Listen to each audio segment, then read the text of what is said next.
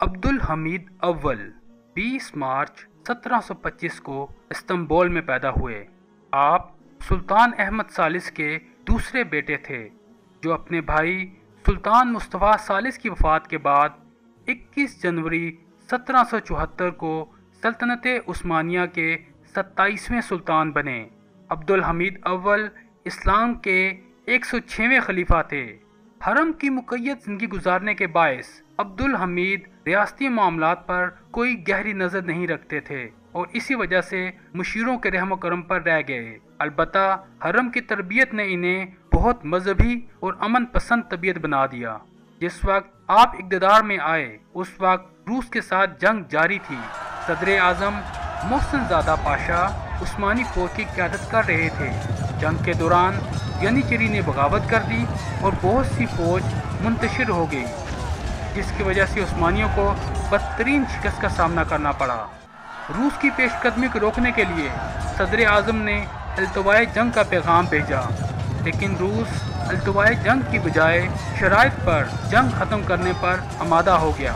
چنانچہ سلطان کی رضامندی سے 16 جولائی 1774 کو کنارجی میں مجلس صلح منعقد ہوئی۔ صلح نامے پر دستخط کے لیے روس نے 21 جولائی کو چنا، تاکہ آئندہ وہ تاریخ روسیوں کی شکست کی بجائے عثمانیوں کی شکست اور ذلت کا باعث رہے۔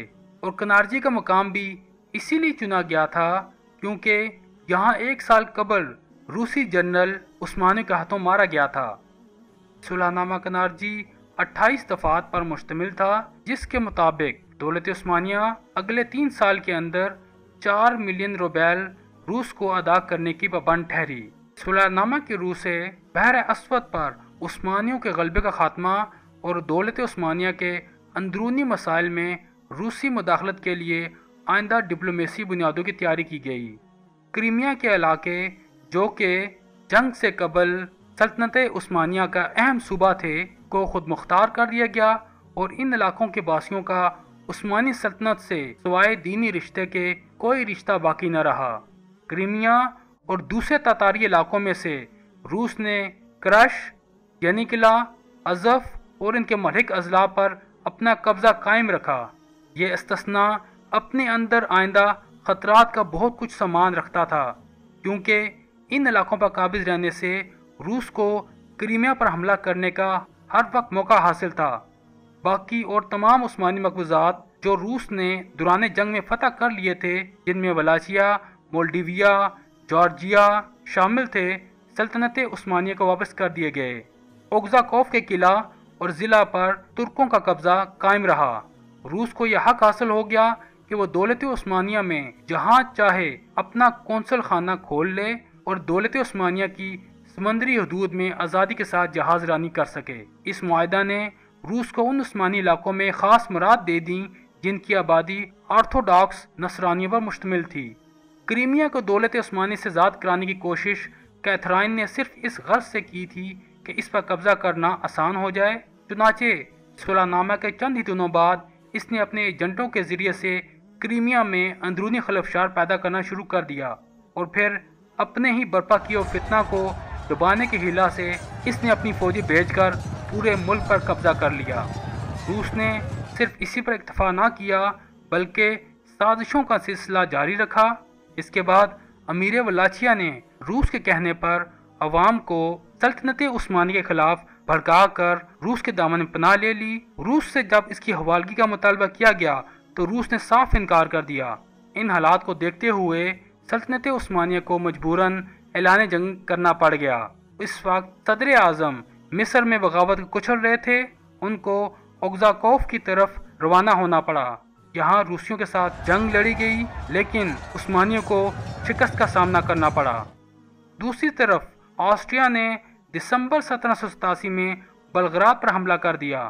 آسٹریا کے بادشاہ جوزف ثانی نے بلغراد پر قبضہ کرنے کی کوشش کی، لیکن یہاں پر عثمانی لشکر نے ڈٹ کر مقابلہ کیا، حتیٰ کہ آسٹریا کو ذلت نمیز شکست سے دوچار ہونا پڑا۔ اگست 1788 میں روس نے اوگزاکوف کا محاصرہ شروع کر دیا۔ باوجود ترکوں کے حیرت انگیز جاں بازی کے عثمانی فوجیں روسی سیلاب کا مقابلہ نہ کر سکیں اور ایک طویل جنگ کے بعد بالآخر عثمانی کو شکست ہوئی۔ 40,000 آبادی کے شہر میں جب روسی فوجیں داخل ہوئیں تو انہوں نے اتنا قتل عام کیا کہ سوائے چند سو لوگوں کے، جن میں عورتیں، بوڑھے اور بچے شامل تھے، سارے شہر کو تہہ تیغ کر ڈالا۔ 1789 میں ٹیپو سلطان نے سلطان عبدالحمید اول کو برطانیہ کی ایسٹ انڈیا کمپنی کے خلاف فوری طور پر مدد کی درخواست کی۔ اس وقت روس اور آسٹریا سے جنگ جاری تھی، جس کی وجہ سے آپ نے ٹیپو سلطان سے معذرت کر لی۔ اپنی تمام تر ناکامیوں کے باوجود عبدالحمید اول کو سب سے رحم دل عثمانی سلطان تسلیم کیا جاتا ہے۔ ان کی مذہبی طبیعت کے باعث لوگ انہیں ولی کہا کرتے تھے۔ عبدالحمید اول کے دور میں مصر، شام، مکہ کے ملحقہ علاقے اور موریہ میں اٹھنے والی اندرونی بغاوتوں اور سازشوں کا قلع کما کیا گیا۔ آپ نے جنیچری اور بحری فوج میں تبدیلیاں لائیں، ایک نیا آرٹلری کور بنایا، امپیریل نیول انجینئرنگ اسکول بنانے کا سہرا بھی آپ کو ہی جاتا ہے۔ 7 اپریل 1789 کو 64 سال کی عمر میں سلطان عبدالحمید اول نے انتقال کیا۔ آپ کو استنبول میں اپنے بنائے کے مقبرہ میں دفن کیا گیا۔ سبسکرائب کیجئے اسلامی اقدار کو اور بیل آئیکن کو دبائیے تاکہ رہتے رہیں آپ باخبر اسلامی اقدار سے۔